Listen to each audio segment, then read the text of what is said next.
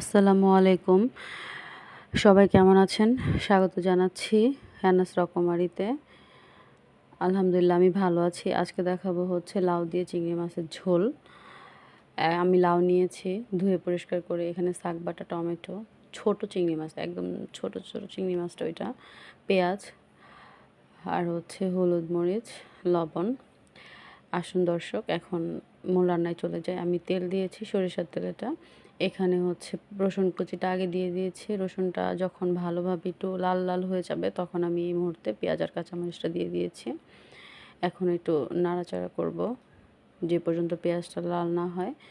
পেঁয়াজটা লাল হয়ে গেলে এখানে আমি চিংড়ি মাছটা দিয়ে দিব। দেখুন ভিউয়ার্স, প্রায় হয়ে এসেছে। এই পর্যায়ে আমি এখন চিংড়ি মাছটা দিয়ে দিব।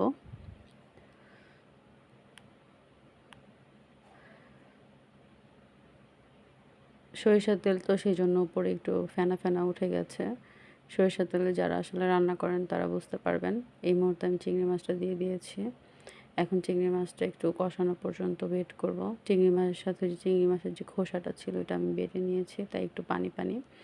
এর মধ্যে এখন আমি হলুদ, মরিচ, লবণ যে মশলাটা আছে সেগুলো দিয়ে দিব।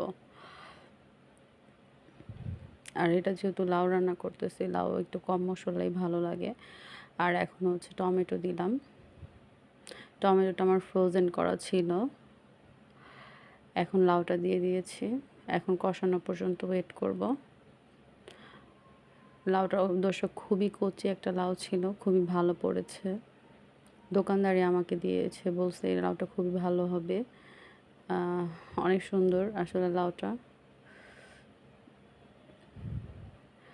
দেখুন দর্শক, কষানো হয়ে গেছে, কতগুলো লাউ কতটুকু হয়ে গেছে। এখন লাউয়ের মধ্যে আমি কোনো এক্সট্রা পানি ইউজ করি নাই, পানিটা নিজে নিজেই আসলে উঠেছে। এখন আমি যে পানি দিয়েছি একটু পর্যাপ্ত পরিমাণে। আর হচ্ছে ওই যে শাক বাটাটা দেখালাম, ওই শাক বাটাটা দিব। এটা আরেকটা রেসিপি, এটা আরেকদিন শেয়ার করব আপনাদের সাথে। এটা হচ্ছে লাউ তরকারিটা একটু আসলে পানি পানি হয়, তাই আর কি ওটা দিলাম। আর হচ্ছে এখন ধনিয়া পাতা দিয়ে আমি আর কি লাউটা নামিয়ে ফেলবো। অনেক সুন্দর একটা কালার এসেছে, খেতেও খুব মজা হয়েছে। আপনারা সবাই ট্রাই করবেন, আমার চ্যানেলটি সাবস্ক্রাইব করবেন। আল্লাহ হাফেজ।